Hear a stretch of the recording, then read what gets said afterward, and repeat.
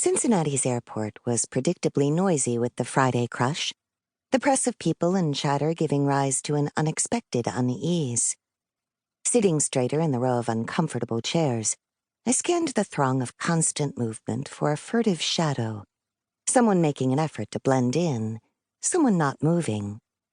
But there was only the lone TSA agent leaning up against the wall, his arms crossed over his chest as he stared at me, as if I might start throwing spells. Seeing my attention on him, he made the "I've got my eyes on you" gesture, and, frowning, I ran my middle finger under an eye to give him the one-fingered kiss back.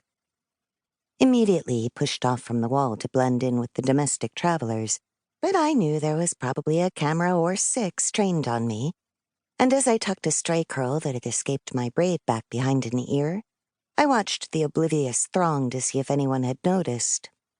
Gwen, standing at a nearby table with Elizabeth and the girls, gave me a knowing half-smile, and I warmed. Crap on toast, I'm not banned from air travel anymore. Am I?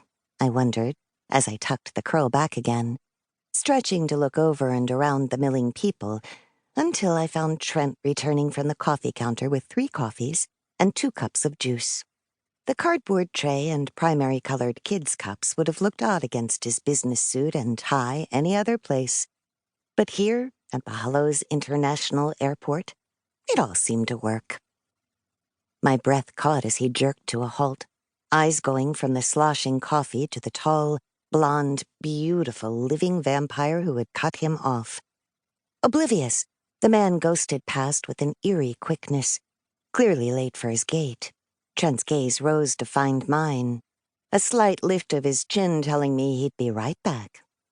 Lucy was shouting to hear her voice come back from the high ceiling, and Elizabeth was becoming increasingly tight-lipped and frustrated.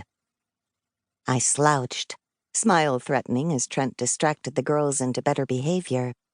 Lucy downed her juice immediately, but her quieter, more reserved sister ignored the cup, focused on the 3 dogs trotting through the terminal before their abundantly tattooed, and therefore clearly aware owners. They were the size of small ponies and probably ran with the pack. Elizabeth looked frazzled in her professional cream-colored suit, her $1,000 purse at her feet. My jeans, dark green leather jacket, and low-heeled, butt-kicking boots were out of place beside her boardroom polish, but that wasn't unusual. The 6-hour flight and 4-hour time shift were going to leave their mark. Fortunately, flying first class turned cranky little girls from annoying to adorable. That she'd dressed them alike in blue and white jumpers and matching hats stuck in my craw, but it would make keeping track of them easier. If I was honest, I was glad I didn't have any luggage tagged for Seattle in the pile beside them. I was sitting this one out, but I still kept my gaze on the passing people with more than a mild scrutiny as they moved around the small family like water about a stone, leaving no mark in memory or deed. Oh, Trent was still recognized every time he stuck his beautiful blonde head outside of his estate's gates. But lately, people were more inclined to whisper and snap furtive pictures than rush over to shake his hand and ask for a selfie. A quiver of something spilled through me as Trent finished with the girls and came over, 2 cups of coffee in his grip. Smiling, I took the one he offered, shifting in the seat to make the row of chairs seem more private. "They didn't have skim," he said, his expressive green eyes pinched in a charming, faint worry. 2% okay? Nodding, I sipped it, appreciating the unusual richness. Thanks, yes. It was almost time. I could tell Trent was anxious as he glanced at his watch and settled into wait. His familiar sigh went right to my core, and the touch of his knee against mine made me reconsider.